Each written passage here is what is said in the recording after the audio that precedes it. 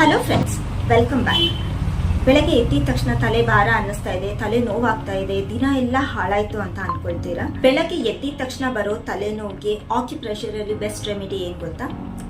ನಮ್ಮ ಕೈಯಲ್ಲೇ ಇರುತ್ತೆ.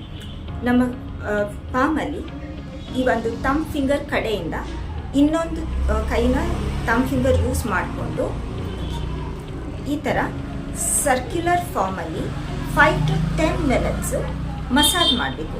ಇದರಿಂದ ಅನ್ಡೈಜೆಸ್ಟೆಡ್ ಫುಡ್ ಏನಿದೆ ಅದು ಎಲಿಮಿನೇಟ್ ಮಾಡೋಕ್ಕೂ ಹೆಲ್ಪ್ ಆಗುತ್ತೆ. ಅಷ್ಟೇ ಅಲ್ಲ, ನಮ್ಮ ಹೊಟ್ಟೆಯಲ್ಲಿ ಏನು ಡಿಸ್ಕಂಫರ್ಟ್ ಇರುತ್ತಲ್ಲ ಅದು ಕೂಡ ಕಮ್ಮಿ ಆಗುತ್ತೆ.